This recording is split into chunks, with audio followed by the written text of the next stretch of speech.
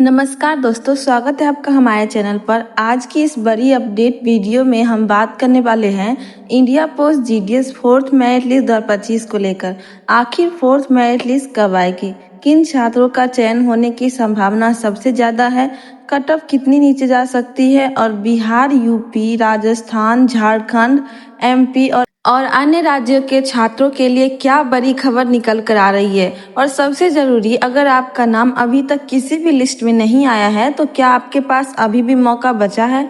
दोस्तों, आज की वीडियो बहुत ही महत्वपूर्ण होने वाली है, इसलिए वीडियो को अंत तक ज़रूर देखिएगा, क्योंकि बीच बीच में आपको बहुत कुछ ऐसे एक्सक्लूसिव अपडेट बताने वाली हूँ जो बहुत सारे यूट्यूब चैनल अभी तक नहीं बता रहे हैं। सबसे पहले बात कर लेते हैं सबसे बड़े सवाल की कि क्या India Post GDS fourth merit list सच में आएगी। तो दोस्तों, पिछले वर्षों के ट्रेंड को देखें तो कई राज्यों में सीट खाली रहने के कारण सप्लीमेंट्री लिस्ट जारी की जा रही है। इस बार भी थर्ड मेरिट लिस्ट जारी होने के बाद डॉक्यूमेंट वेरिफिकेशन प्रक्रिया चल रही है और कई रिपोर्ट्स में बताया गया है कि फोर्थ मेरिट लिस्ट जून 2026 के दूसरे सप्ताह तक जारी हो सकती है। अब यहाँ पर सबसे महत्वपूर्ण सवाल समझिए आप लोग कि बहुत सारे कैंडिडेट्स डॉक्यूमेंट वेरिफिकेशन में रिजेक्ट हो जाते हैं, किसी के डॉक्यूमेंट्स मिसमैच हो जाते हैं, किसी की परसेंटेज कैलकुलेशन गलत होती है, कई स्टूडेंट्स ज्वाइनिंग नहीं करते और इसी वजह से काफ़ी वैकेंसीज खाली रह जाती है। इन्हीं वैकेंसीज को भरने के लिए India post supplementary merit list जारी करता है। दोस्तों, अभी ऑफिशियल वेबसाइट पर अलग अलग सप्लीमेंट्री लिस्ट का सिलेक्शन हो रहा है, दिखाई दे रहा है सेक्शन। तो जिन छात्रों के मार्क्स थोड़े कम हैं और उन्हें भी उम्मीद बिल्कुल नहीं छोड़नी चाहिए। अब बात करते हैं एक्सपेक्टेड डेट की। तो देखिए दोस्तों, थर्ड मेरिट लिस्ट के सेलेक्टेड कैंडिडेट्स की डॉक्यूमेंट वेरिफिकेशन की अंतिम तारीख 26 मई 2026 बताई जा रही है। उसके बाद विभाग वैकेंसीज का डेटा तैयार करेगा, इसके बाद सर्कल वाइज एनालिसिस होगा और फिर नई सूची जारी की जाएगी।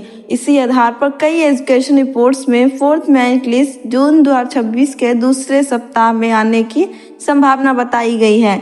अब यहाँ मैं आपको एक जरूरी बात बताना चाहती हूँ। कुछ यूट्यूब चैनल पर फेक अपडेट्स बता रहे हैं, फेक डेट्स बता रहे हैं। कोई कह रहा है 25 मई, कोई कह रहा है 28 मई, कोई कह रहा है कल आ जाएगी।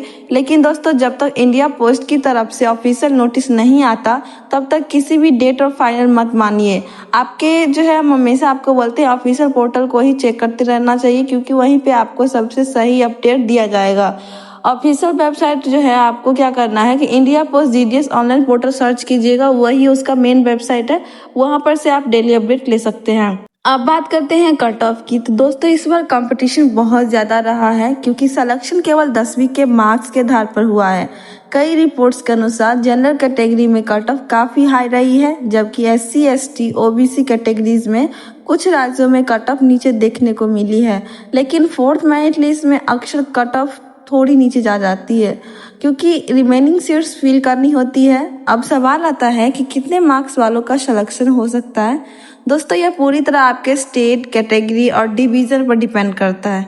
अगर आपके मार्क्स 80% से प्लस है, 85% से प्लस है, 90% से प्लस है, तो आपके चांसेस काफ़ी अच्छे हो सकते हैं। कुछ राज्यों में कट ऑफ बहुत हाई रहती है, जबकि कुछ रूरल डिविजन्स में लोअर परसेंटेज पर भी सिलेक्शन देखने को मिलता है। अब मैं बात करूंगी उन कैंडिडेट्स की जिनका स्कोर 80 से 90 के बीच में है। दोस्तों, आपको बिल्कुल निराश नहीं होना है। कई बार लोअर कैटेगरी सीट्स और रिमोट एरिया वैकेंसीज में जो है कट ऑफ नीचे जाती है, इसलिए मेरिट लिस्ट आने तक वेट जरूर कीजिए।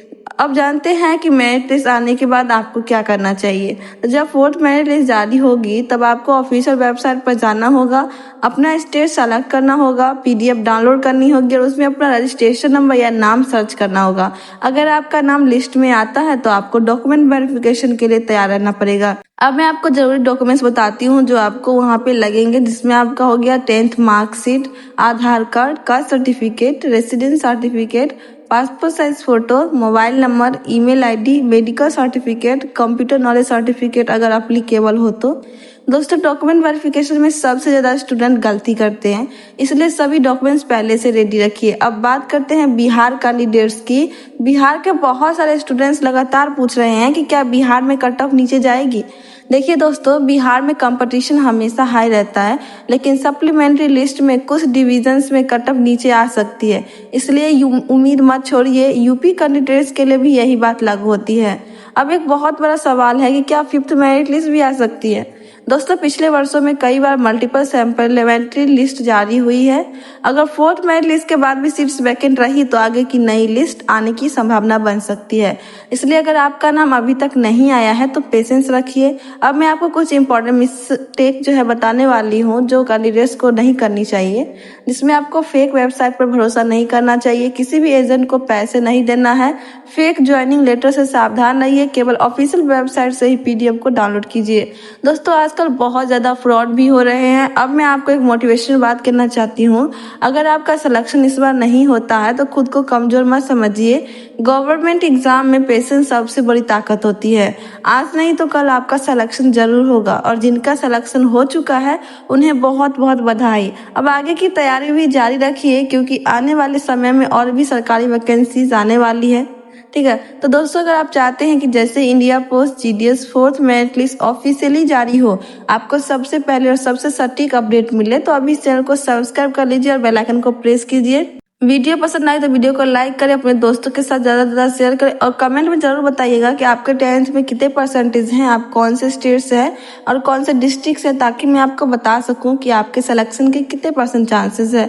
बहुत बहुत धन्यवाद मित्रों। Thank you so much to everyone.